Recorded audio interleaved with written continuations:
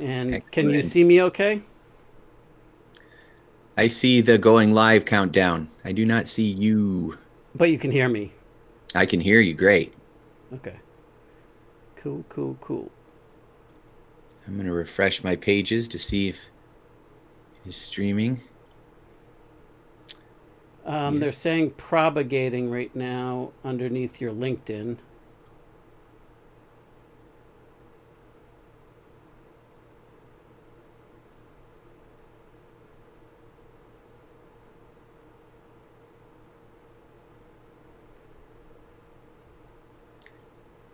Mm,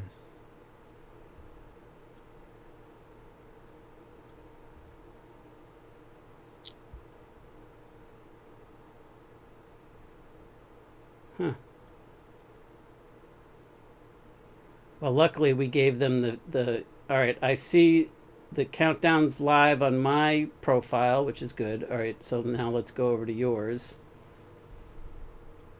yes, it's working on my profile Okay, and it and is my public. personal page. All right, great. And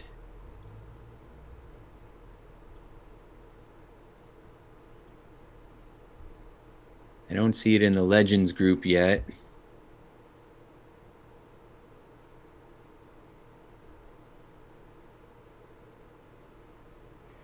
All right, we're at the countdown's at 250, so we're. I just want to be cognizant of it because it's automatically going to shift to the two of us once that um, is the case, and then we will be live. Okay, cool. Um, so far, LinkedIn's still saying that it's starting, but it doesn't have the ability to click on it. So maybe go over to your LinkedIn page and just see if you can navigate there. Mhm. Looks Um, like YouTube is correct. Great, Exciting that it's all working. great, great, great. Oh, well, blow me down because we are live now with the audio.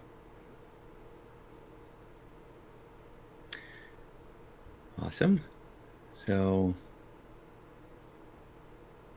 I don't see anything in LinkedIn yet.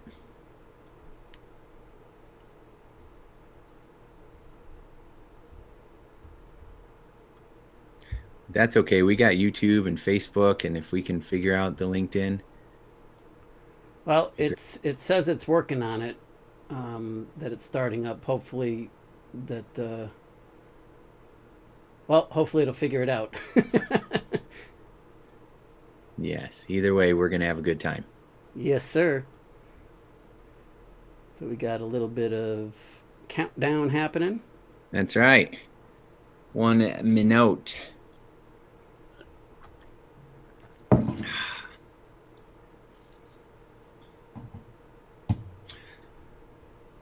I'm all warmed up. I just had an interview with Jennifer Hill on her Awake TV program. Oh yeah. And yeah, and so she's doing programs with Heart Math and Bruce Lipton and Deepak Chopra, and she's going to make some introductions. So that'll be fun. Neat. Yeah, but I just went through malware and operating system upgrades and all that stuff, and she had a great metaphor that I'll share with you about a cavity, and so we are ready to rock and roll today. This is going to I'm be fun. excited. Yeah, Yeah. it's definitely going to be fun. We're in the home stretches now, so we got 13, 10, 9, 8, I should have brought 7, champagne. We need champagne. right? Champagne. Oh, that's funny. And we are live. Yay. Woohoo! Hey, everybody. Welcome. So glad that you are with us. Joshua and I are super excited that we're live streaming around the world. Maybe, I don't know, but Well, definitely we are around the internet. around the internet. That's right. We're on LinkedIn and YouTube and Facebook and wherever else you may be watching us. So, welcome. Joshua and I are excited about our first live stream and connecting with you. So if you have questions at any time, I think the way that they do it is just to add a question or make a comment in the comment boxes. Is that correct, Joshua? Yeah, depending on where they're watching, the thing that we have to and bear with us because we are going to have to bounce between different tabs depending on where you happen to be tuning in. So, like if you're watching on YouTube, then we'll monitor the comments on YouTube, and if you're watching on Facebook, Tim's profile or his public figure page or the group or whatever, we just have to go between some tabs here and monitor them so that we can see what's going on. But we will do our best to engage with you and answer your questions and get better as we go here. Yeah. So let's go ahead and jump right in then, right? We want to be laser focused with our training today and the information that we share with you so that you get the most out of it. So today we're talking about why talented, passionate, and extraordinarily gifted people who have that desire to make the world a better place, or to be able to live life on your terms, or to be able to create that freedom and security and adventure that you desire. What causes these amazing entrepreneurs and business owners to get stuck, right? Or to accomplish a lot of the things that you might have had on your bucket list, but yet some of those bigger goals are still elusive. They're still, you haven't got there yet. And you're wondering, am I ever going to get there? You know, I'm older now and I can't put in 100 hours a week, you know, and am I ever really going to make this happen? Is it going to happen for me? And Joshua and I have been working on those, finding solutions to those kinds of questions and really going deep, really trying to figure out what is going to turn things around and give you the fastest results possible, give you the most amount of impact so that you can create the shifts that you need and make those big dreams come true. And you probably hear that a lot because everybody and their brother is an internet guru now. And so, but we've been working at this really hard for a long time. And you will find that if you stick around, that the information, the insights, and the strategies that we provide you are different from just about anything else that's out there. So, Joshua, we started talking about what you think. I mean, you've been working with, you know, like top level entrepreneurs, like, you know, you've been hanging out on Necker Island with Sir, you know, Richard Branson. I mean, that's a pretty big deal. I mean, most entrepreneurs think that you have won when you get to that level, right? And so when, you know, you have found that people get stuck, and you had told me one time that you had a math formula with X, Y, and Z. You want to share that formula for why you think that talented entrepreneurs often get stuck? Well, I let me just back up and say that I think one of the valuable pieces, as it were, with when I was on Necker Island, I was miserable, and playing the game, I was this big shot, and I thought I had it made and everything. But really, in reality, I wasn't happy. Life wasn't what I wanted it to be. So, you know, a typical thing that I know you deal with a lot with your clients, but I think that oftentimes what we end up drilling down on and what we think is the problem isn't really the problem, but it makes logical sense that we're like based upon everything that we know. And, you know, and what I can just say is, like, it took me 32 years to become a millionaire for the first time. And then once I made the money the first time, and I was always, you know, of the frame of mind, because everybody told me this, you know, the first million is the toughest. Once you do it once and you prove it to yourself, you can do it again and again and no big whoop. Well, sure enough, like, I had to know that I could do it again and again, because over the next 10 years, I made and lost millions, not once, not twice, not 3 times, but 4 times in that 10-year period. And so I think a lot of times, like, my definition of success was not really what I thought it should be, because I wasn't satisfied. So I believe that that's a piece of it. But anybody that's ever seen me before is going to recognize this little metaphor that I use. But this when the problem is not the problem, is here's the deal. Like, we look at this rust and we say, well, let me just paint over the rust. Let me get some spray paint and get the fanciest spray paint and do it up. And what happens is that if you don't clean off the rust, well, what happens is that underneath that paint, it's not too long where you've given that rust a chance to bubble up to the surface and to, come back to the way it was, and worse, because the core issue is the rust, and not getting rid of the rust. Doesn't matter how much we paint it, how many different ways, and how good we are at painting it, and who we get to, teach us to paint. And I think that a lot of us as entrepreneurs, and a lot of us in professional success in general, is that we are going about these creative ways to paint over rust and to make it look really good. And for a minute, you paint over it, it's good. It looks great, at least to the surface, but underneath, nothing's changed. And in fact, generally speaking, when you paint over rust, you're giving it that space that it needs to actually fester and really eat away at the metal that's the base there. So, when you talk about the XYZ, I got to give credit where credit is due. I first heard this from Rich Sheffrin, and what he talked about was, and it was just some of his brilliance, just off the cuff. And I don't know whether he ever explained it like this again, but when he explained it this way, it resonated with my approach to life. And he said, you think the problem is X, so you're doing Y actions to solve the problem that you think is truly the problem. And it makes good sense that you're doing that. But really, the problem is Z, something completely different or a broader scope.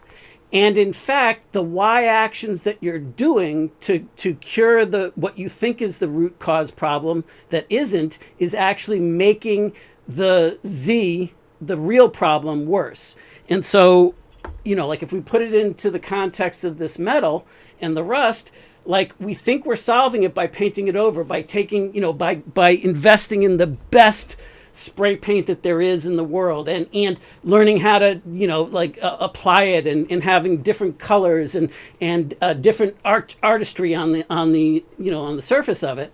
And in fact, what's happening is that we're actually making it worse, because we're protecting the environment where it can now bubble up. So it's right in alignment with your Obeos, your one belief away operating system, and the mental malware and those concepts. And until we really address some of those issues, whatever metaphor suits you, go with it. But until we actually treat the rust, until we actually treat the mental malware, until we actually get into the meat of the matter, so to speak, it doesn't matter what we're doing. So, let's put it in context of your clients and the people that you serve. What are some of the things that they're doing that make good sense, but that aren't really producing the results, or makes it look good or feel good for a second, but then, it pretty soon the rust is going to, eat away to the surface again. So I love that metaphor with the rust and then painting over it. So let's go ahead and apply this like you said. So if we're talking to an entrepreneur, you and I are both entrepreneurs. Anybody that would be watching this is somebody who wants to make a bigger impact or wants to live life on their terms. We don't want to work for someone else or the status quo. We want to be able to have the best life we can have, right? And so if you are trying to create that next level of income, or achieve your goals, or trust people more, have a greater inner peace with whatever it is that you've already accomplished, so that you can actually just be happy instead of always feeling like you got to get the next thing, then we think, well, to get X, to have those goals, we have to do Y, which usually for entrepreneurs is find the latest sales funnel, or the new marketing techniques, or I got to be a Facebook ads expert, or I should start a better YouTube channel, or no, I need to write books. No, I got to have autoresponders. No, I need emails that have to go out, and no, I have to learn CEO. No, what you really need is a podcast. And we start, buying more tech and creating more programs and getting overwhelmed and feeling like we don't have enough time to do what we really want to do. Then we become caught up in the social media craze. And now I have to be on LinkedIn and my 5 Facebook pages and YouTube and Twitter. Yeah, and it's not enough to just do once a week or whatever. Now I got to post 18 times a day on all of these channels. Yeah, it's madness. So after years and years, I've been in practice counseling people professionally for 26 years. And after thousands and thousands and thousands of sessions working with entrepreneurs, I found out that it's the rust. It's what you said, Joshua. It's the rust that's underneath that's causing more and more problems. Now, the challenge with entrepreneurs is 2 things. First, they don't know the rust is there, right? They think they're painting on metal because I've already done the work, or I already am confident, or I already will take risks. I'm already making bold moves, Right, so they think that the rust isn't there.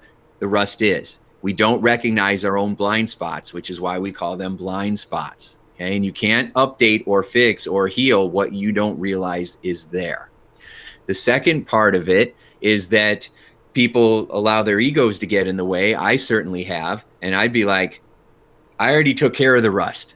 I've done lots of work on myself. I've been to all the seminars. I've done all the classes. I've read all the books. I've memorized Think and Grow Rich. I meditate. I have vision boards. I've done affirmations. I have got rid of the rust, right?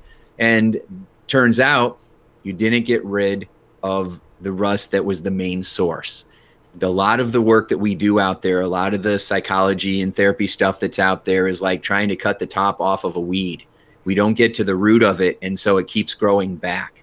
Instead of actually resolving and healing some of that stuff, that rust that's deep inside of us, we figure out ways to distract from it, to keep busy, to channel that insecurity and anxiety into more achievement. And as long as I'm staying busy and I feel like I'm making progress and I have momentum, that's all I need. And that becomes like a badge of honor. I only have to sleep 4 hours a day, or I don't care about being happy or sad as long as I'm making progress. Well, your family might feel different about that. If you hear the term workaholic every day, right? And so, or you feel like you're guilty because you're not with your family because you got one more email you got to get out. And then when you're with your family, but you're not present with them because you're thinking, oh my gosh, I need to be doing this. And so it traps us. And what is our solution? Well, you know what? I probably just need a virtual assistant. And then, you know what? I probably need some more automation software. And then, and it just keeps going on and on. More layers of the paint that just keeps locking in the rust. And that rust just keeps, trying to solve why when it's really Z causes you to have more problems. It causes the Z to get worse because, and then I'm going to turn it back over to you, Joshua. But what happens is instead of recognizing that it's the rust that's getting us stuck, we start to think, I must be a horrible painter. What's wrong with me? Yeah. Why can't I get this to stay? I must not be doing something right, instead of realizing that we're painting on rust. Well said. Well said.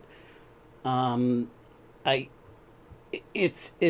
first of all, Max Alicious, what's up, man? Thanks for tuning in. I appreciate it. And it's been a long time. So, and one of Tim's son's name is Maximus. So you're in good company, Max Alicious.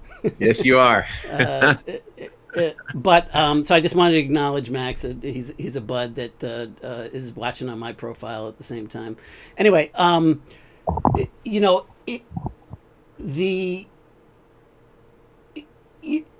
like we're just it ends up becoming, like you said, we're getting to the point where we're blaming ourselves and we're playing the comparison game, right?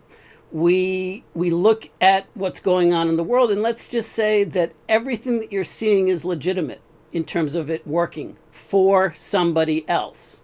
But then you go and apply it, and it's supposed to be some cookie cutter, method or application that's supposed to be work the same for everybody, and it doesn't work for you the same way. And now you see everybody else supposedly doing wonderful things with the exact same things that you're struggling with. and all those podcasts and the YouTube and the different social medias and the ad accounts and the different ways of doing ads in the ad accounts and whether it's Facebook or YouTube or the GDN network or native platforms, whatever it might be, or offline, all of those things. And instead of actually diving deep on what it means for you and asking, number one, first and foremost, like, what is it that you want to do? Like, what would make you happy, fulfilled, and fully engaged for the rest of your life to be working on? And let's work on that first and foremost, because oftentimes we choose goals, I think, out of the like we let the outside world push on us and dictate to us what we should define success as. And if you stop and get real clear about what that means to you and make sure that you include like the lifestyle aspects of it, then I think that's really important.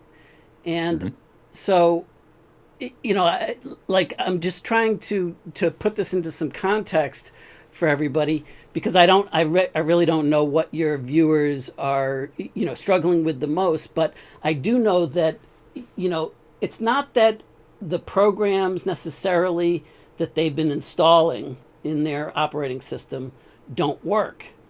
It might just be that you've got internal conflicts. For example, like with your malware is it's another way to approach the same thing that I did with the Rust analogy. But the malware ends up being like attacking the operating system, and instead of enhancing it, it's dividing it, right? And it's just, like any virus or anything that's under attack, it's taking up the space, but it's not taking it up with expansion. It's taking it up with more and more limitations. So let me jump in. Let me jump in and ahead. lay the foundation for that real quick, because that's right. But they might be like, "What do you mean by malware?" So your smartphone, right? Your smartphone is a computer, and it runs applications, right? These apps, and these little apps are programs that are supposed to make your life better, right? Or more entertaining or more impactful. And sometimes the apps are great, and sometimes they're a big giant waste of time. Your phone also has an operating system that runs underneath all the programs that allows the programs to work effectively. Unfortunately, there are also things called computer viruses, or what we call malware. I used to call it malware, but my 13-year-old keeps correcting me, so it's malware. Okay, like we're from Boston. Okay, we got some malware here on our phone, and so I apologize to everybody on the East Coast. So with this malware, it goes in and it infects the program's abilities to run effectively. Right. So all of a sudden I download malware into my email, and now my email's not working, and it's creating chaos and havoc and right. Why can't I get it to work? Okay. So if it was malware, we wouldn't say what's wrong with me. We would say what's wrong with this computer. Well, human beings also have an operating system, and we also run mind apps. We call them beliefs and habits. Right. And so our beliefs and our habits are being run automatically in our unconscious mind. Our unconscious mind also has an operating system. This operating system allows us to show up in the world in a way that is based on the beliefs that we have and the habits that have been developed. So unfortunately, we also download human malware, what Joshua and I call mental malware. And often this malware are in the form of limiting beliefs that we absorb about ourselves, others, and the world around us when we're little, right? We're not born with mental malware. We absorb it or download it into us based on the experiences that we have, and often based on the malware that our parents have growing up. And so when that malware gets into our system, no matter how talented you are, no matter what work you've done, no matter how terrific you are, which you probably are pretty amazing. Joshua and I attract pretty remarkable people into our world, but still the malware won't allow you to reach your full potential, or it's what's sabotaging you or what's keeping you stuck. So the symptoms of malware. Can I just jump in for just a second, Tim? Sure. I don't mean to break your flow, but okay. the let's just bring it back to the context of what the XYZ, the rust, and inside of your metaphor. And Yeah. let's say, so if you're unaware that you've got this malware, that you've got these viruses bubbling under the skin, or under the surface in your mind, and because the problem is that it's unconscious, right? So Right. like if it's unconscious, by definition, you're not able to see it until you're trained on how to do that. So you're like, well, if I don't know, then it's not affecting me. Yes, it is, because what ends up happening is that you will enroll in one of those programs. You'll get a new SaaS app program that you sign up for. You'll go over to this person's training program. You'll take this coaching program. You'll do this podcast, and all of that makes good sense. But what you're doing is you're treating the symptoms that you're feeling as a result of the malware creating havoc in there. And instead of being able to have a clean space, whereas if you had like a clean space and there was no malware, there was no things running, those self-sabotage patterns, those severe big patterns, not just one or two Z limiting beliefs, but like some core stuff like you were talking about earlier, with that often gets ingrained into us very, very young. Like I discovered one for me that got ingrained when I was literally 60 days old. And it wasn't till like very late in life that I actually figured that out. But it was there, and it was unconsciously controlling me without me even having a clue that what was going on.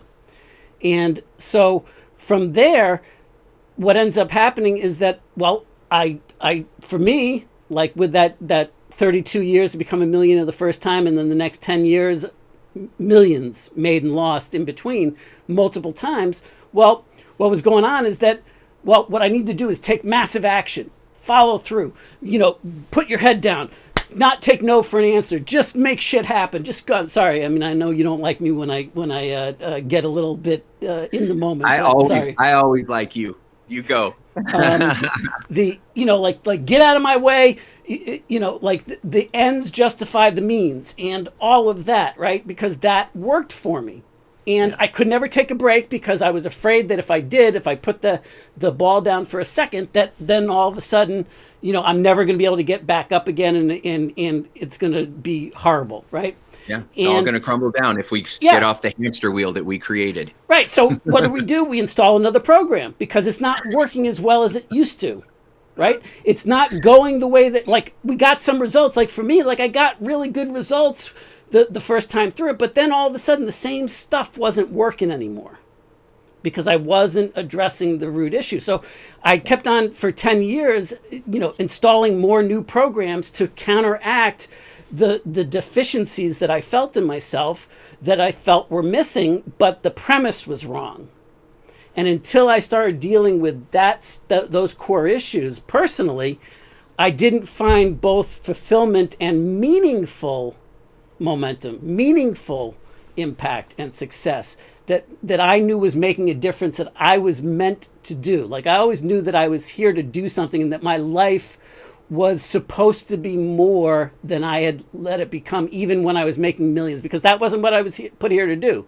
It wasn't just about making millions. It was to make an impact, to make a difference, to make a contribution, and to have success, material success simultaneously. Sure, of course, but not either or, and not all one way or the other. So for me, that's how it kind of showed up. So I don't know if that's useful or not. Yeah, it is. It's amazing. As I'm listening to you, it reminds me of a story. So I remember this was many years ago, and I decided I was going to fly out to California and check out one of Brendan Bouchard's seminars. I had been through one of them before. I was going to go out again because I like Brandon, and he also, it's good networking, for other people. And I was with a trainer at the time, and the trainer said, well, you can go out there, but just know that you're not going to learn anything new. You're going out there because you're at some level seeking permission or motivation to just do what you already know. And I was like, whoa, We add another word on top of that I think is so important, and I didn't realize till very recently myself: validation. Yeah, you were looking for validation that what you were following, what you really wanted to do was okay to do. and Yeah. was the right way to go about doing it. And so you wanted somebody to validate those ideas. And, Yeah. and at the core of it, what we're really looking for is we're looking for certainty. Hmm. And I mean, all learning comes down to abolishing uncertainty, right? I mean, Yeah. like Yeah. that's what the purpose of true learning's for. So I think Yeah. validation is a big one. And as soon as you learn self-validation, to give yourself permission, boy, And that's huge. self certainty, because you're Yeah. exactly right. I didn't know it, but I was looking for certainty because my biggest fear was always getting stuck and then not knowing what to do and then feeling like, see, It you wouldn't really aren't work. smart Like, enough to what if figure it it out. doesn't work? Yeah. Yeah, you really aren't as smart as you think you are, or all that law of attraction stuff is crap, and you've been buying into a lie this whole time. And so, I didn't really understand. I thought, no, I need new marketing tools. I need new sales strategies. I need new ways to know how to, when to post on Facebook. That's what I really needed, which is not what I needed. So, How but do we I went game the there. algorithm so that we get all the Right. views? Yeah. Yeah, yeah. This is the secret sauce. So I flew out there and it was a good program. And I came back, and a few days after being back home, I'm sitting there and I'm looking at what I'm doing. And I'm like, oh my gosh, my trainer was right. All the stuff, I knew what I should have been doing all along. I was looking for that validation and that certainty. So as long as we keep looking outside of it, outside ourselves for it, we're going to never find it. Did you experience when you're out there, maybe it wasn't at Brendan's, but maybe in certain situations? I know towards the end when because there was a point in time towards the end of that 10-year push where I was spending literally about seven figures attending masterminds and going through all of those things to feed myself, to improve myself. But really what it was is I was installing another program to make, but what finally got me to stop and take notice of it is like, I was like, I could probably facilitate this better than they can. And I can probably make a bigger impact than is being made right now. And so why am I not doing that? Why am I the one that's in the seat, being that professional student? Yeah, a lot of us are in the audience probably because of our desire, our insecurity, our ego, and our confidence and wisdom. We're like, why aren't I on that stage? I could be doing a better job than that. And that's a great question. And the answer is because you're not allowing yourself to. And most people will be really angry when they hear that. They're like, what are Yeah. you talking about? I'm doing everything I can. I've Yeah. The worked on world myself. is, yeah. Yeah, yeah. But again, when you learn to go within, that's when you never go without. And if you're still feeling stuck in some way, it is because there is malware inside of your mind that still has not been removed. Right. And so someone was telling me, she gave me another metaphor today. Her name's Jen. And she said, it's kind of like having a root, something, you need a root canal.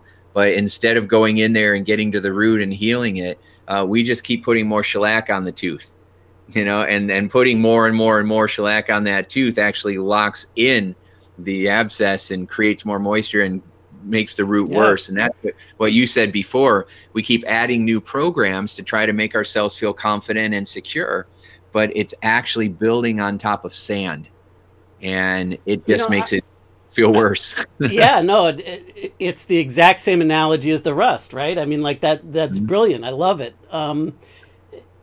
The thing that I think at the core that we should really break down, and the distinction here is when you're internally deciding versus externally, extrinsically, when the circumstances, when the world is pushing on you and you make decisions out of the outside pushing in versus the inside to the out. And I think it's very common when you want to know what the certainty, when you're not sure, when you want to guarantee, you're saying, well, I'm looking outside myself at what so-and-so says, or what this, this video made a lot of sense to me. I should be doing that. I need to be doing that. Well, instead of you getting right with you and deciding where to go from there. And I believe, and you're much better at being able to explain this from the clinical point of view, but I believe that's referred to as an internal locus of control versus an external locus of control. Yeah. And anytime we are making decisions from an external locus of control, that's when things are temporary. And what the malware does for us is it tricks us into believing, and that if you're getting pissed when you hear that like it's like you're stuck because of that, well then it's very, I would venture to say, and I don't know the exact circumstances, but if that annoys you, if that ticks you off, then it's probably because you've got malware that's clouding your judgment, that's not letting you see that it is an external thing, and you've actually identified that external thing as being what is the control of how you're allowed to feel, how you're allowed to think, where you're allowed to go. But you don't see it because it's unconscious, because it's malware, and it's now operating, it's now deeply ingrained in your mind's OS, your mind's operating system, or I love the OBEOS operating system. What is OBEOS? What does that stand for? One belief away OS, or operating system. But I like the way that it implies obey OS, because the OS is going to be what is the controlling factor once you get the malware cleared out, right? Once it's operating functionally, then it controls all else. If the malware is there, then it doesn't matter how many programs you install, how many security patches, how many upgrades that you give to your operating system. It doesn't matter, because it's still going to be held down, and you're still going to have the same, general results. You might get some temporary relief, but in short order, it's going to bounce back to the exact same scenario that it once was. So we use the metaphor then of the bucket with a hole in the bottom of it. Right. It doesn't matter how much water you pour in. It doesn't matter what cup you use to pour the water into the bucket. If you have a giant hose, you can have a fireman's hose, and you stuck it into that bucket and you unleash the water, and then you come up afterwards and your bucket's empty. And it's like, how is that even possible? Well, it's because there's a hole in the bucket. And if you don't patch the hole, it doesn't matter how much you put into it. And so it's very important. Now, I've been working with very high performing people and teams for years, decades. And every time someone says, well, it ain't a belief and it isn't because of this or that, it always is. You know what they say? I never would have thought it was that. Or I had no idea. Right. Or I can't believe something that happened to me in second grade. When my dad looked at me one time and said, you will never accomplish anything in your life, that somehow, when I'm 45 years old, would cause me to blow up my business, or would cause me to spend so much time smoking or drinking that, I'm not following through on the stuff and calling my clients back, the way that I should be. And people just don't make that connection, because in our world, we don't talk about it. We try to push it down and forget about it. We just ignore it like it was something we went through. It's a bad dream. We want to get through it, but it shows up. And even with people who have accomplished a lot and have attained the material side, a lot of these people are my clients, and they're struggling to trust others. They're still struggling to be a collaborative leader, because they're afraid that they can't let people get too close. Or they're still having imposter syndrome, or feeling like a fraud. I got 500 people that I can be leading, and I'm holding back because I'm afraid I won't know enough, or I'm going to disappoint them and let them down, which is definitely malware. I'm not good enough to be able to add this value, and I don't want to disappoint people. Yeah. Right? That's malware. And there's different layers of it. That's why I think the malware is such a great example, because I would venture to say that anybody that's done any kind of personal development work in their life, and I would venture to say probably all your clients, all your students, everybody that's probably watching us falls into that category. So what that means is that they've gotten really good. They've beefed up their operating system. They've done, every upgrade imaginable. They're installing new programs because they are constantly growing. They want to constantly improve. And yet they're still not where they know they want to be or should be. They're not, they're not into that space, but it's because those are the real issues that are at heart, but it becomes normal, right? Like my thinking or my frustration with people that believe in the law of attraction. Now, I'm a big believer in the law of attraction, so don't get me wrong. I'm a big believer in, what we attract, what we put out there comes back to us.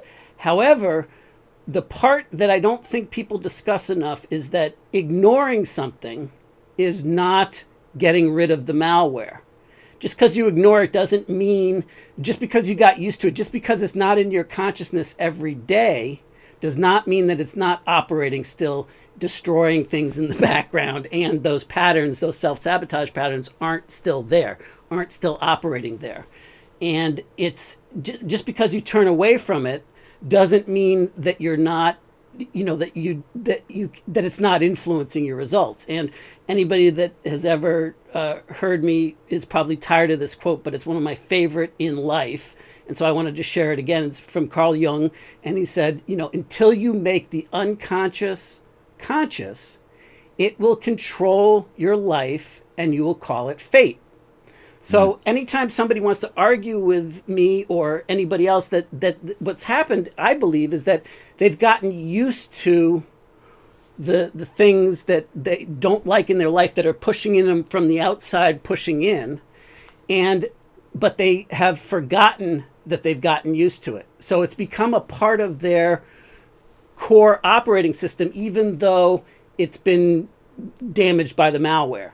So it's now invisible to them and it's unconscious. They don't know that it's going on, but it's still influencing them. And they're now still want to call it fate, that why they're not able to get the results that they want to get or feel the way that they want to feel. A lot of super successful people hate what they're doing. And they hate their employees, they hate their customers because they're just not satisfied, but they're scared to shift and or to shift themselves or to shift the business or to to go out there because of what? Well, anytime you say because, now you're looking outside yourself to the circumstance, and that circumstance is now you're not seeing it until you stop and make that bit of unconsciousness. So I would just suggest that you use the word because as a little cue to say, hey, wait a minute, do I have something unconscious here?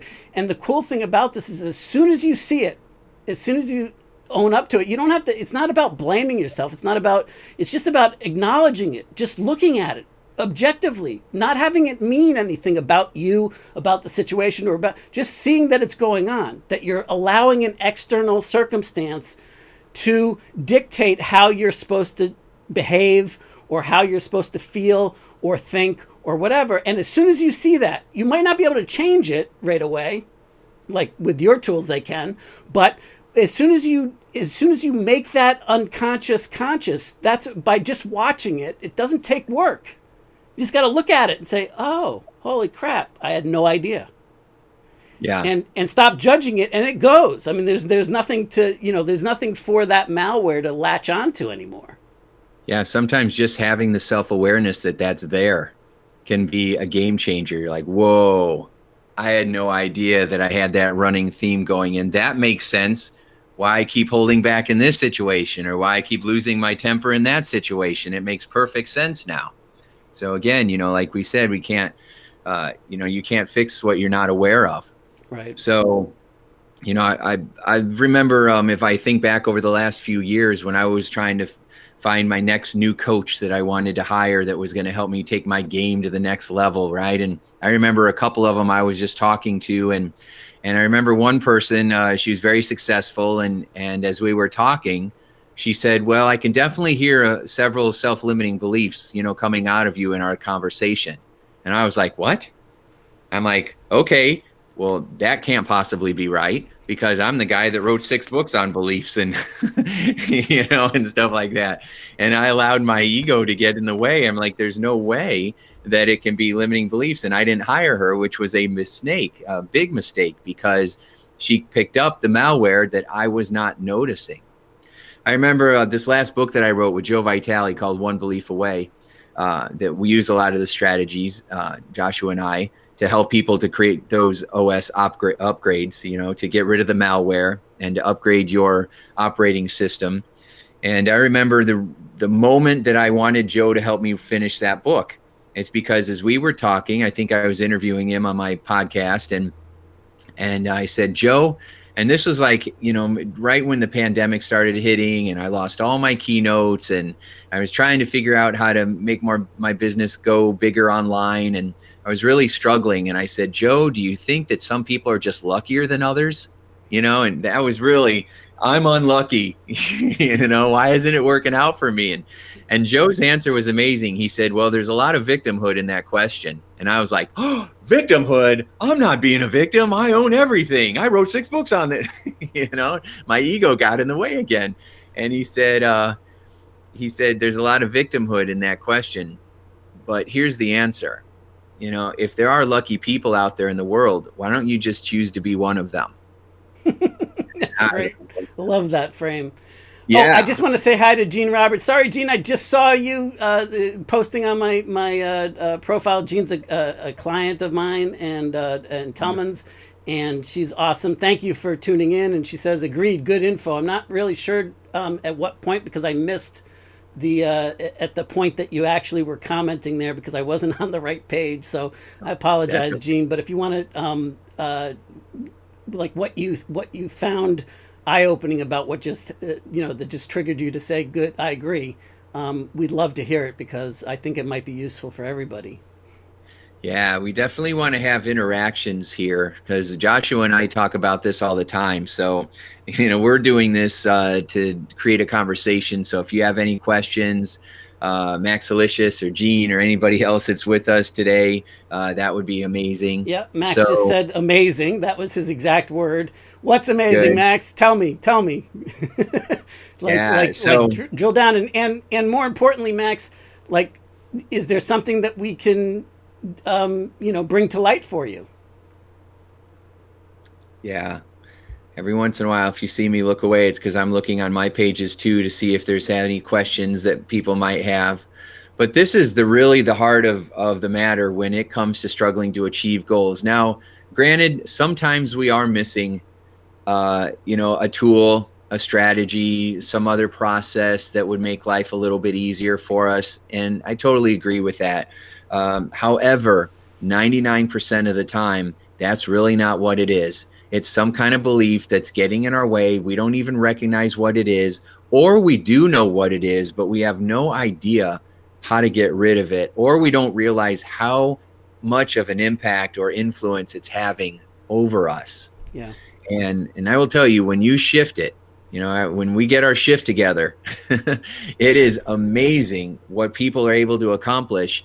And there's no pressure, there's no stress, there's no overwhelm. All of a sudden, you're actually enjoying yourself. Yeah. You're having fun. Yeah. Yeah. It's, and here's the thing that I think it's important to recognize. And I just found out recently, by the way, that the root of the word recognize is to know again. And know not in the intellectual sense, but know like the absolute certainty. Like when you know something, you know it. And there's no need to, there's no debate, there's no, so to recognize that this truth. And the truth is, my estimation is, at any rate, is that you probably have more than enough tools, more than enough resources, not that you can't ever use improvement on those things, but you've done so much of that work that if you did a little bit of work in the malware department, that all of a sudden, all those tools that you've been investing in for your, my guess is your entire life, if you're anything like me, that all of a sudden you can direct that in new ways, and you get, multiplied results that are beyond all reason. It's always been kind of amazing to me personally, like when I first got into the expert teaching game, after, it was after I actually had a bunch of success in the online world working behind the scenes. And then I produced a program on how I did that, 4 or 5 years after that. And during that time, I had built a book of business over 50 million in gross revenues. And then I developed the program out of that to show people that. And it always amazed me, because there was always people that it was their holy grail. Like it was exactly what they needed at the right time to have the success that they wanted. and the same information delivered in the same format, the way that it was delivered to the person that had the big breakthroughs, that those people didn't have the success with it for whatever reason. Well, it wasn't the materials, right? Because like where you are in that saying, when the student is ready, the teacher will appear. The funny thing to me is that on the other side of that is, and maybe you all have experienced this yourself, is that when the opposite is true. Like, have you seen people that on fire with the most asinine ideas and following some program that has no hope of ever working?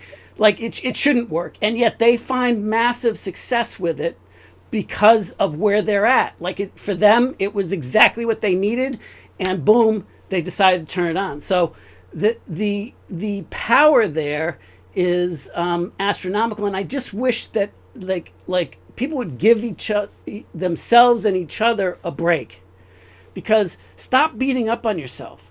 Like, you've got more than enough. My guess is that you're already way smart enough than you need to be for the rest of your life to make the kind of impact that you want to make, to have the kind of material success and, spiritual success, fulfillment, to make the difference that you want to make. You already have all those tools, right? Not to say that they can't be enhanced and made better, but what if all you had to do was subtract the stuff that's pushing down on top of you, and assume that you've got this greatness? And so let's see what you're working with, because chances are you've been doing this your entire life. I don't think this is anybody that's tuning in that this is resonating with in any way, shape, or form is not this is not their first go round at working on themselves in some capacity or another.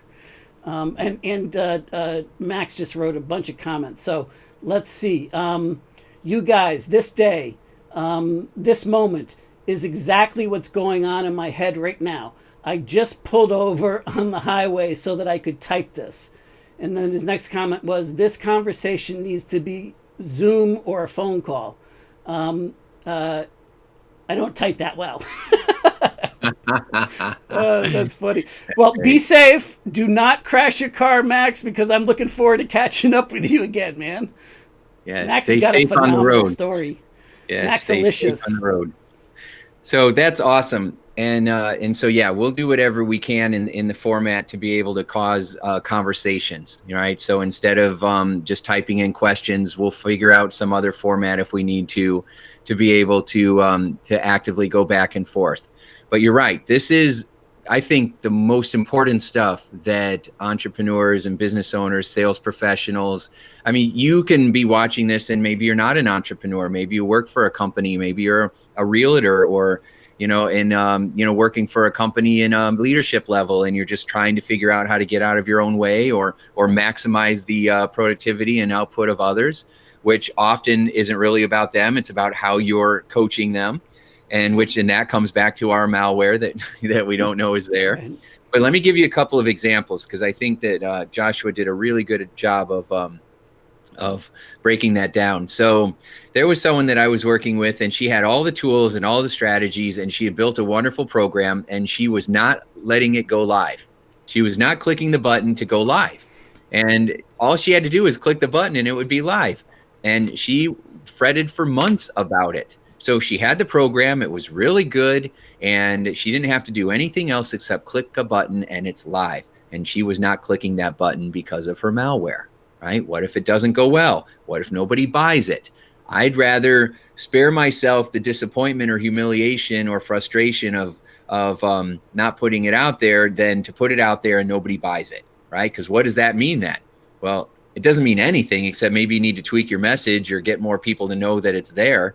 But what we think it means is that nobody loves me. Nobody likes my stuff because they don't like my baby that I put so much time, sweat, and blood energy into, that means they don't like me, right? And that's old malware. And so, I have a lot of people that have said, when you put your first version of a program out there, of course it's not going to work, because you got to figure out, how to make it work. The other analogy that I use is that goes with this is that a lot of times us entrepreneurs, because we want to stay busy and productive, it makes us feel secure. We go outside and we dig a 1-foot hole looking for oil. There's no oil. So we start a second 1 foot hole. There's no oil. So we another and another and another. And by the end of the day, our yard is full of 1 foot holes. We're dirty. We're exhausted, right? And we're frustrated because what's wrong with me and what's wrong with this? And it's really none of it is wrong with you. You just didn't drive deep enough into one of those holes to hit the oil.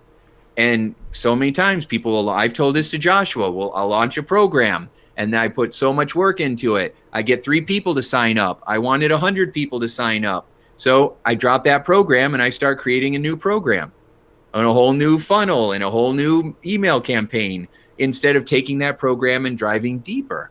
And that's a very common problem. Yeah, you're not alone. I do the same thing. It just shows up differently, right? I mean, like for me, the way that it shows up is that every single business model that I've ever built is scalable to hundreds of millions of dollars. But that's not what I'm gifted at. I'm gifted at going from an idea to the 3 to 5 million mark. That's my sweet spot, right? But I can't help but build a business that's able to sustain, that has the legs to go into the 9-figure range, right? And what often ends up happening is because I get bored with it, or I get like onto the next thing that I find, intriguing and inspiring from within for me, is something shiny, right? Yeah, or I mean, just like legitimate, like, okay, I proved to myself that I could do that. What's next? Mm-hmm. And then what ends up taking place usually is that some of those breakthroughs that I pioneered will get copied. Unfortunately, sometimes it's inferiorly copied, and then they leverage it to heights that I never could imagine taking it to, but it's still based on the foundation of what I put together, and they just took that to the next level. And sometimes it's just legitimate, like they're better at managing from, like something that's already going, like the 3 to 5 million mark, and scaling it to 20 million, 50 million, 100 million, etc. Yeah. So whether you're trying to make, $50 million, or you're just trying to make, $50 to cover your bills, right? We want both. And so I get fed up a lot of times hearing these people talking about how much money they're making every single day and week and month and all that other stuff, which so much of it is hype, or they've done it one time, and now they're selling it as though this is the one secret sauce, which it isn't. Can I tell you something about that always blows my mind too? Even if that's the gospel truth, even if it's absolutely the case and it's legit, so what? What does that say about you? What what does it mean to you? Just because I can do something, or Tim can do something, or anybody can do something, how do you put it to work in your life so that you can do it, so that you can see success with it? Like, I mean, if you need the legitimacy, I understand, you want some facts, you want some proof. Okay, great. But still, at the end of the day, none of that matters, even if it is the absolute truth, even if it's not one slightest bit exaggerated. So what? Big whoop. Yeah, you're exactly right. When you go to trainings, I don't know if you've had the experience before of, you're so excited, you're so fired up, you're going to take over the world. And then you come home from that seminar. And of course, the people that you live with, they weren't at the seminar, so they don't have that kind of energy or experience. And so you have to tone it down. And within 2 days, you're right back to where you were before. And, right back into the same old habits and the same stresses and the same pressures. And it just, if you don't have someone to follow you home and help you apply it in your unique, specific situation, then it feels like it's lost on us. And then all that training, then we feel like, oh my gosh, I just spent more thousands of dollars, on learning how to get rich. And it seems like the only people that are getting rich are the ones who are selling this program on how to get rich. There's a prime example of installing a new program that worked, but then there was some reason why you couldn't take it. Sorry, go ahead. And no, you're right. And then the malware creates more malware, and like a cancer, it just keeps, spawning new problems and new symptoms. Ever limiting. It's not ever too empowering. It's always ever limiting. So it's contracting on you. It creates more self-doubt, and then it causes us to say, why even bother? And then if you ever found yourself saying, I just can't get the energy that I just can't get fired up again, I've lost my mojo, you didn't lose your mojo. It's the malware is causing you to think that you're going to do all this work and it ain't going to matter anyway. It's not, it's just going to end up being the same thing or another failed, program in your digital library that's collecting dust that nobody wants because, you're not good, and I've had that so many times, and so many people that I've coached and so many friends have been there as well. And it's challenging. And if you're not an entrepreneur, if you're not a business owner, if you're not a leader or sales professional in that way where you have to keep yourself motivated, people don't get it. They don't get it. They don't understand the pressure. They mock you for being on your phone or your laptop all the time. They don't understand what you're trying to accomplish. And that causes even more pressure, because then it just makes us wonder why the hell we're doing all this, why we're killing ourselves, why we're putting ourselves out there, why we're accepting so much unbelievable uncertainty, and risk. Why are we putting ourselves through this? Maybe, my wife has told me, and it's killed me many times, why don't you just go get a real job? Right? And so I've this heard the is a real job. thing. Yes, Right. this is a real job. And, nobody was complaining when I was raking in those hundreds of dollars. So, but when you're or more, yeah, or more, right? But when you're not, all of a sudden it goes down. And this is another pattern. I know you've went through it, Joshua, is that it's fast or famine. No, feast or famine, right? Feast, yep. You're skyrocketing, everything is going right, and then all of a sudden nothing is going right. Then you get fired up and it's going right, and then nothing is going right. Well, and that's a prime example of the malware, yeah. Yeah, it evens. Go ahead. No, I was just going to say that's a prime example, because what's going on is that every time there's feast, well, you've forced you've overcome it with sheer willpower and force. Yeah, and that's your talent. By your drive, and you're installing a new program, and you're driven, and so you make something happen. And as soon as you have to, the problem with that is that you can't ever ease up, because then the second that you do, the malware never takes it's never takes a day off, right? Yeah. So it's always there, just waiting for it to to have the opportunity. So yeah, I had so much more hair when I started this game. You're right, though. It's impressive, Max and Gene. It's impressive that you've been able to accomplish as much as you have, even with some of that malware in there. That's how talented, that's how amazing you really are. That's amazing. Imagine if the malware wasn't there. And I'm assuming that there's malware inside of you, because we all have it. I rarely find the easy way to tell is if you're not getting the results that you want to get, then you can be sure that there's something limiting you, and it comes inside first. And not just limiting you in your business. You might be making a ton of money, but your marriage is rocky, or you're not feeling really connected with your kids, or you're 50 pounds overweight, or you are stressed out all the time. It rears its ugly head in a lot of different ways, not just with what's the number in our bank account. Yeah. And if you're judging yourself, if that's how you've taught yourself that you're allowed to feel good based on a number, that number is never satisfying, because what ends up happening is that once you hit it, you're afraid of losing it, or then it's not enough, because like nothing's changed. The feeling hasn't changed in you. Whatever those insecurities are, whatever that imposter syndrome, or whatever you want to call it, whatever the fad name of the day is, for the syndrome, it's still there, right? So then you increase your number, and then that's what happened to me.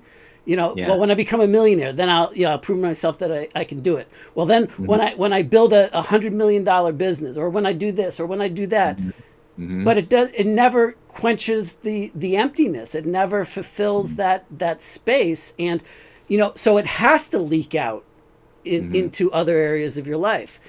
But the good news is that as soon as you really genuinely work into one specific area, then it affects all the other areas in a positive direction, a positive upward spiral. Like, I remember one of the programs that I ran back now, 7, 8 years ago now. It was for prosperity. It was for wealth creation. It was for success wise of that nature. But one of the participants, one of my clients in there, dealt with the suicide of his mother, and that was holding him back. And we didn't know it, and he didn't know it.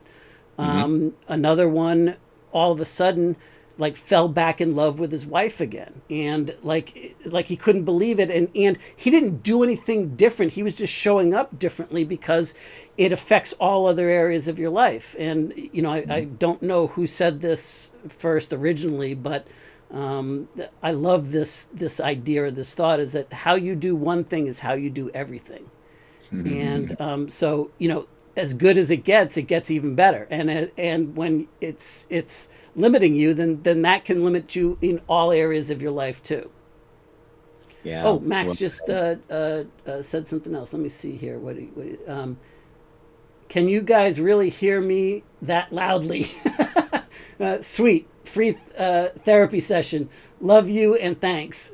So I guess we're like inside his mind right now. Well, oh, the thing that's is, awesome. yeah, I mean, the thing is, Max, that you're not alone. We all go through this. And I think that's a big piece of the puzzle, is that we think that it's just us. We think that it's unique to us. What's unique to us is the way that it's showing up. What's unique to us is the way that we have chosen to define this in our life. What's unique to us is how we've made up a story and decided to believe that it's true about what it means to us and says about us. That's completely unique. But the scenario that it's going on is all of us, because you'd be already living the life that you want to live in the capacity and the fulfillment that you were if you didn't have this going on some level. So the trick is, how do you recognize it? How do you allow it in? And instead of having it mean something about you personally, when you're looking at these stories, instead of getting defensive, instead of getting pissed off, just say, isn't that interesting?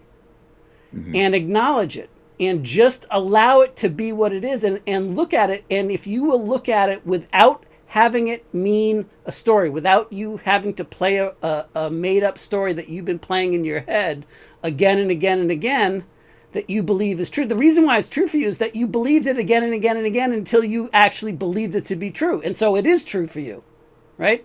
So, and at that point it becomes unconscious. So the point is, and Max just wrote to hide the tears. Yeah. I mean, or you could choose to believe that the tears don't mean anything. You could make up a new story.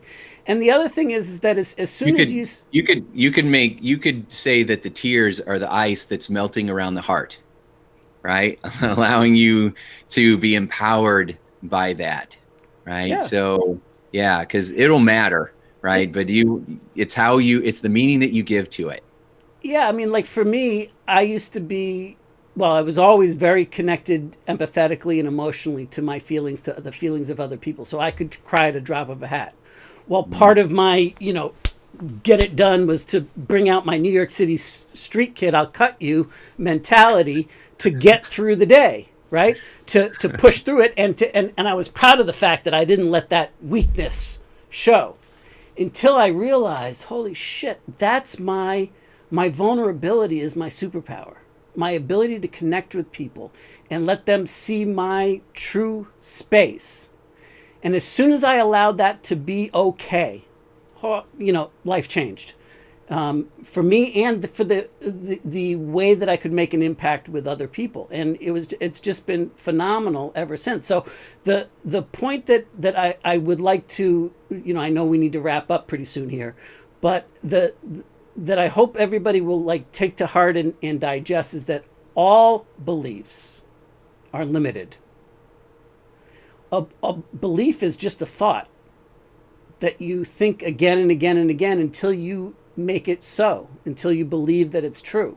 So you have empowering beliefs that serve you, and you have self-sabotage type beliefs that limit you, that, malware type beliefs. But a belief at the end of the day is nothing more than a story that you've made up and told yourself that you now have believed. But it's happened in a way that you're not aware of it, that your unconscious mind has adopted that to be true. But a belief is nothing more than a thought that you've thought again and again and again. And it's not a question of whether that's bad or evil, because those bad or evil or right or wrong are all labels that you've put on it yourself. Those are all part of how you've decided what that says about you personally. But if you're not taking it personally, where is it? Does it even exist? If you truly don't take it personally and you look at it objectively, does any of it exist? So are you then free? I'm not saying that you need to give up the empowering stuff. I'm just saying, like, if you are in the moment able to see the truth for what it is at the bare level, at the bare metal, like got rid of the rust and you got down to the bare metal, and you can see the truth for what it is, and you decide that you can make up any story around it that you want to, well, then why not make up an empowering one? Even if it's even more empowering than the one that used to serve you, it can serve you even better. Yeah, it's really good. It's really good. I love it. So Sandy's with us too. Sandy's in the house. Hey, Sandy. Woo! And so she was relating and leaving comments that, yep, she gets it. She's had experiences like that, because this is very relatable, because this is what we all go through. It's just a lot of people don't talk about it. But we're going to talk about all about it. Right. And so this is like the view for entrepreneurs. Ooh, and Sarah, do you want to read Sandra's comment here? Because she got what Sandy asked was, how do you fix it? That was one of the main comments of, how do you fix this? So I'm going to recap what Joshua said, and then we're going to have a bit of a cliffhanger, because we've been going for almost an hour and 10 minutes now, and we're going to come back on Monday. And we're going to have some tips and solutions for how to do that. We didn't mean to do that on purpose. It's just, we want to make sure that... Well, we're just now getting to the good stuff. Yeah, I know. Well, the interaction for me is the good stuff. It's not That's exactly right. Yeah. The fact that you're asking questions and that you're letting us know you're with us, that's why we're here. So thank you for that. Joshua said the first way to know how to get rid of it is just to find it, right? To recognize it and realize that it's an opinion. Beliefs are just opinions. They're not facts. In 1903, in the New York Times, there was an article, and it said that there will never be a man-carrying airplane. Oh, well, maybe there will be, with 1,000 engineers working 10 million years, they'll create a man-carrying airplane. 10 days later, in the Ohio Herald, it said, Wilbur and Orville Wright fly the first man-made airplane, right?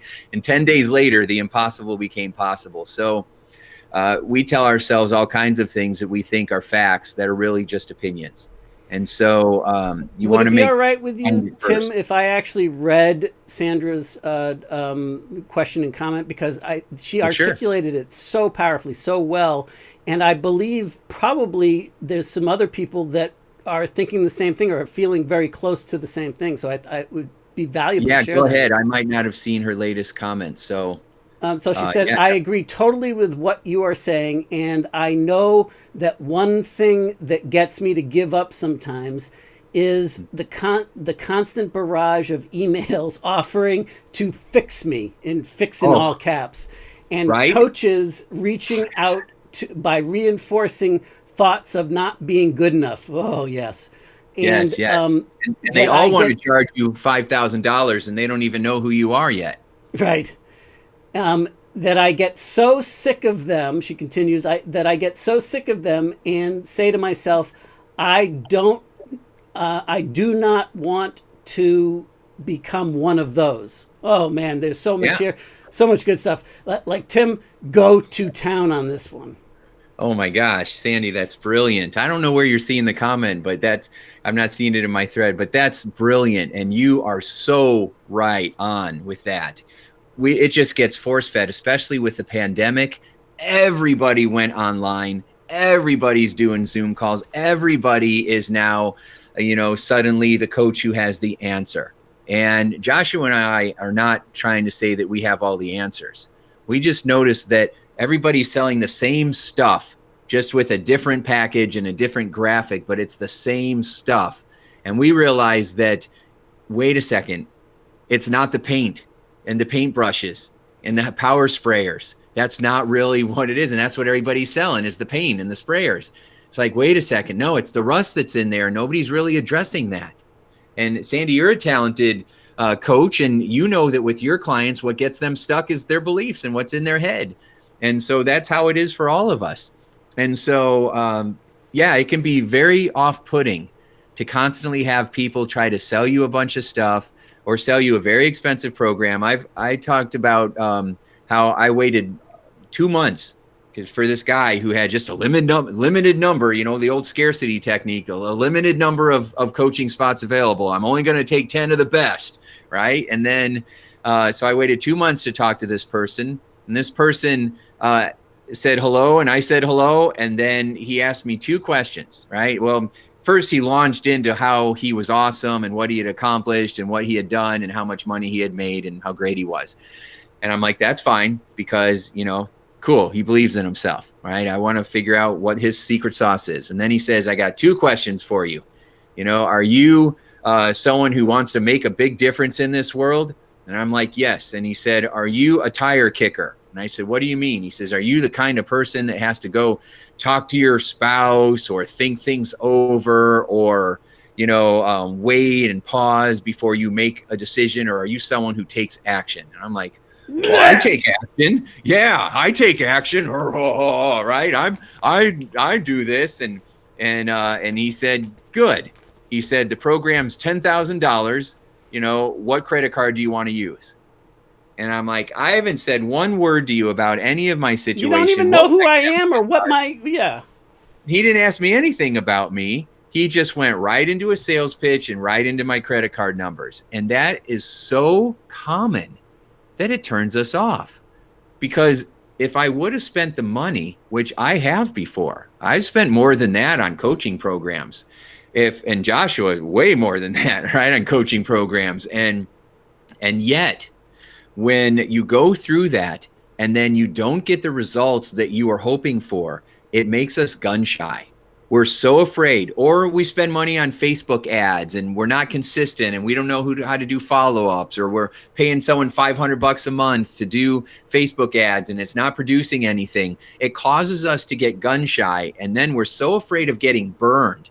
We're so afraid of getting taken advantage of or getting ripped off that, you know, because then we're not mad at them, we're mad at us for falling for it, right? It's our malware that makes us feel like it's us. Yeah. And I don't want to, this isn't shit on gurus, live streams. I really want to, like that is definitely going on. And the thing that this was so prevalent that right before I shut down all my operations in 2008 into 2009, I created a website called Don't Shoot the Guru Yet. And it was all about, like, how do you take and sift and sort and make sense of it? So the point that I think is really important to that we can all get lost in is that if you make it about them screwing you or behaving in a certain way that you can't stand, then it's outside of yourself. It's external.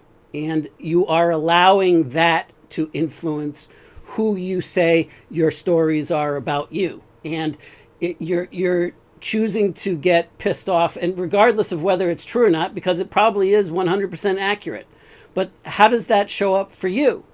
And it doesn't mean that everything in the right context isn't the right thing for the right people. Now, I'm not talking about stuff that, you know, has no hope of ever working on God's green earth. Like, I'm talking about like legitimate things that'll work. Well, it doesn't work for everybody all the time in every situation unless you know how to, you know, mold it to your needs, to what makes sense for you.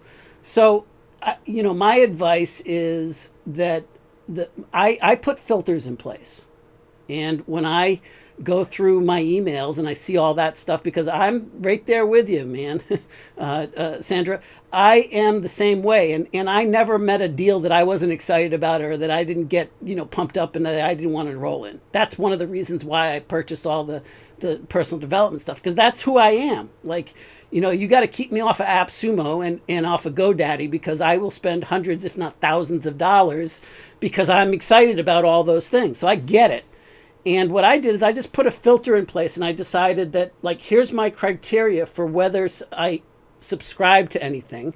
And like, you probably are doing it to a degree right now. Like, in your emails, you sort your emails by a hierarchy. Some of them you look at and you say, click, click, click, click, click. How many of them can I click and delete immediately? Like, I can't get off the list yet because I purchased something from them, and if I unsubscribe, then I'm going to lose access to what I already purchased.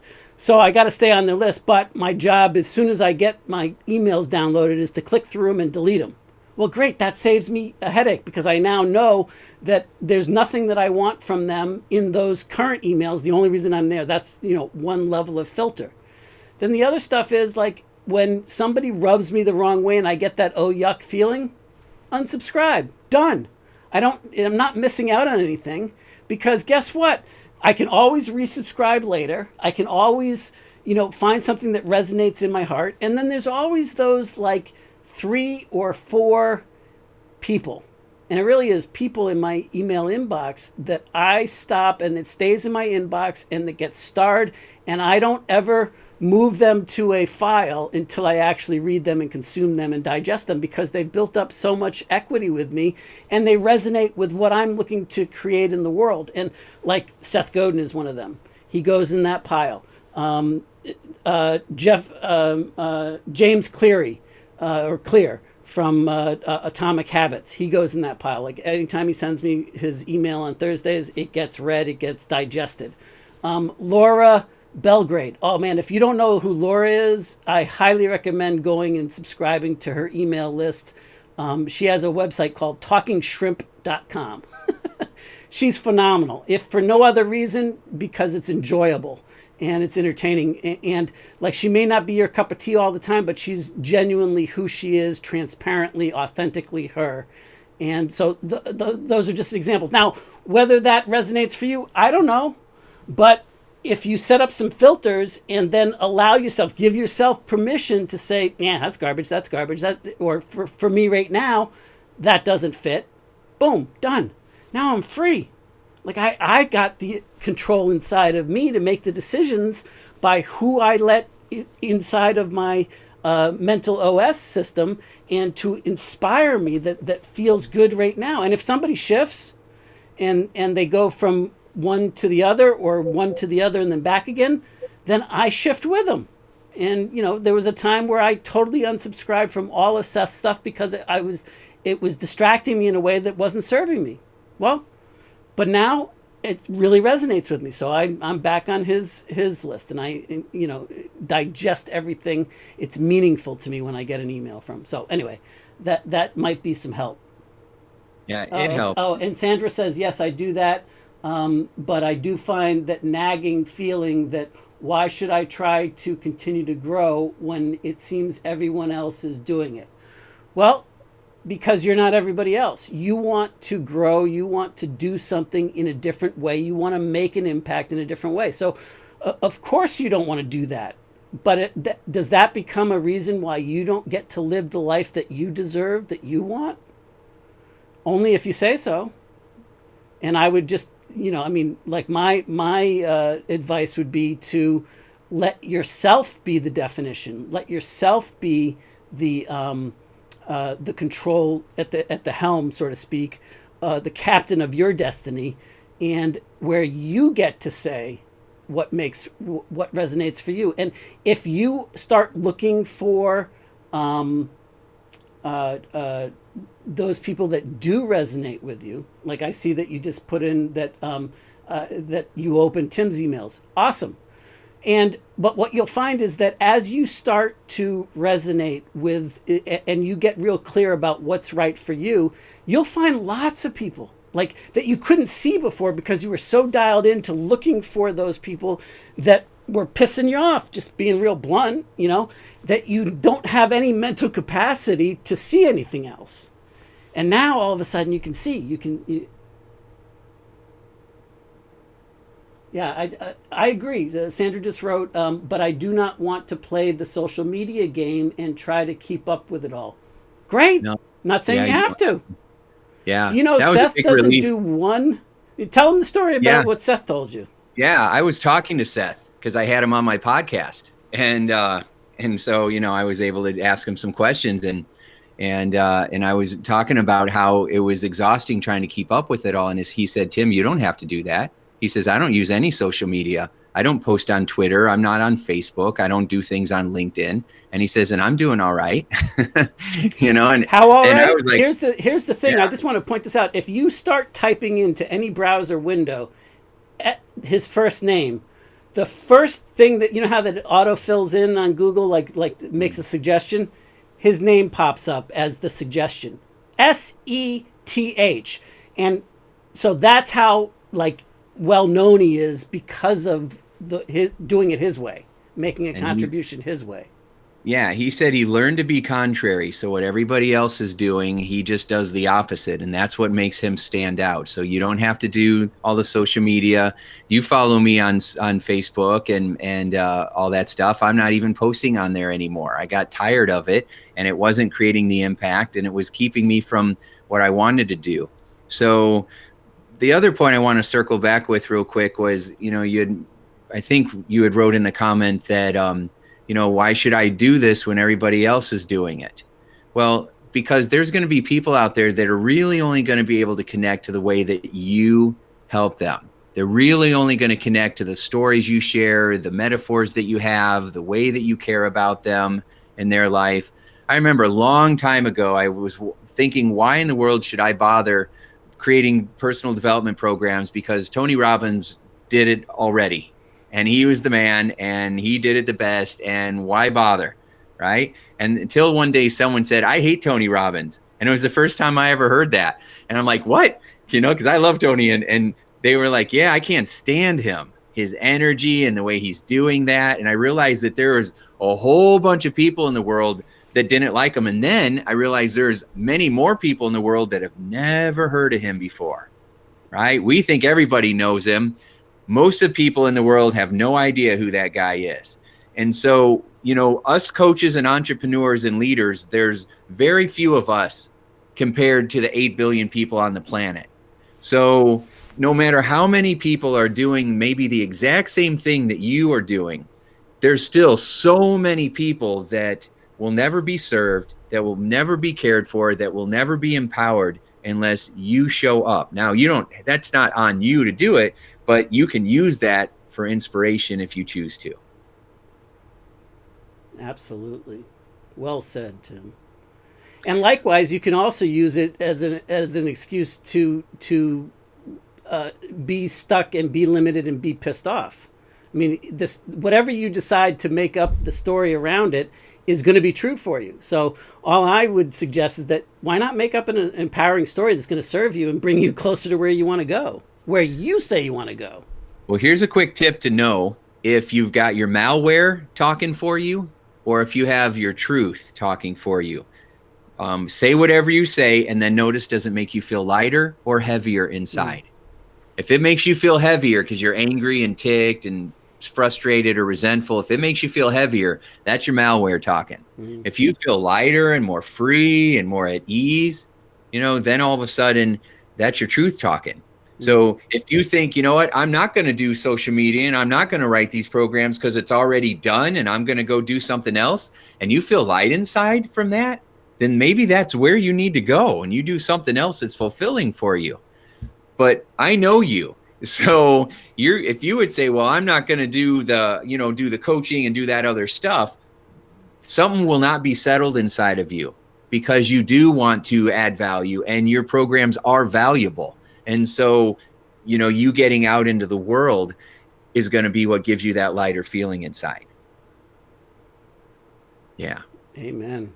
Amen. So awesome contributions. This is exactly what we wanted. We've been rolling about an hour and a half, and this is exactly what we were hoping for. Brilliant people to show up so that we could have a conversation. And thank you for the questions. We're going to keep looking for ways so that we can have it so that you don't have to be typing, especially if you're driving. But I mean, you shouldn't be doing a Zoom call if you're driving anyway. But we're going to be back on. Yeah, we're going to be back on Monday and with some more ideas, some more tips, another strategy for how to get rid of malware. And we want to just give you all the tools and strategies that we have. And then if you need help down the road, you can join and enroll in one of our programs that we're doing so that we can get in there and help you get rid of the malware and then personally apply what you really want to your life. Between my experience and Joshua's experience, we're a very powerful team. And we can help you with, help you to really connect the dots, and that'll be awesome. But our goal is to give you as much free information as possible because that's how we roll. We don't back up. My goal is not to make them any smarter. My goal is not to give you lots of free information. My goal is to help you, empower you to make a change, to shift, to see the transformation in your life that you want to see. And oftentimes it isn't anything to do with the information because, like I said, you're already smart enough. Yes. But are we on Monday? Are we at 2:00 Eastern Standard again? Yeah. Yep. We're going to show up consistent, same time, same bat channel, so that you know where we are. We want to be your favorite show, and you're going to be our.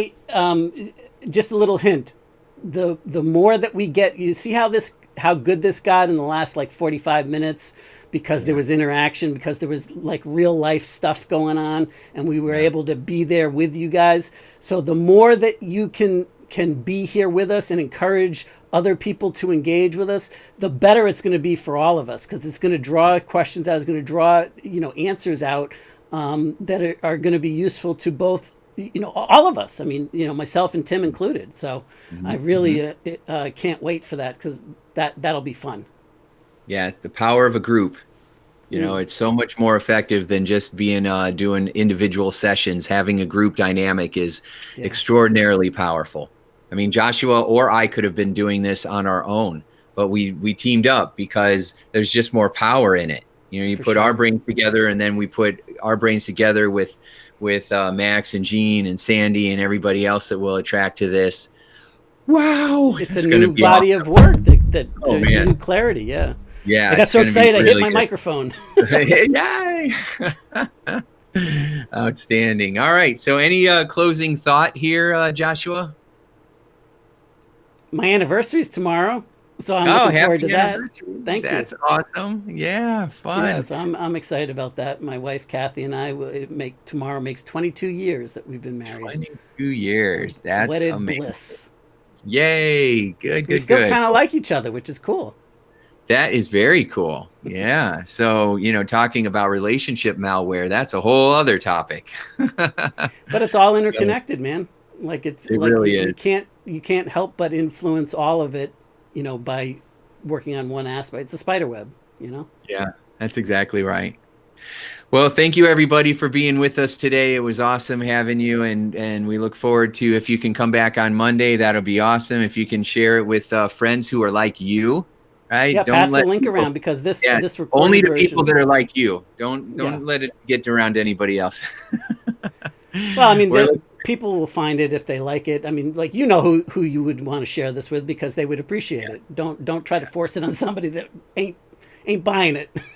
Yeah, I mean, that's a really good last bit of wisdom. We're not trying to fish the whole ocean. We really want to hang out with people who are like us, that lead by value, who want to make a difference, who are excited about helping each other, and who are wanting to grow at the same time that we're teaching, right? As opposed to thinking that we know it all, because we don't. I mean, Joshua might, but I don't.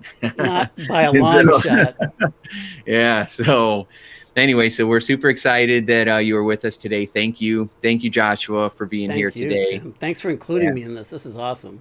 It is awesome, and everybody have a wonderful weekend, and then we'll see you back Monday, 2 p.m. Eastern time. Awesome. Thanks, everyone. Peace.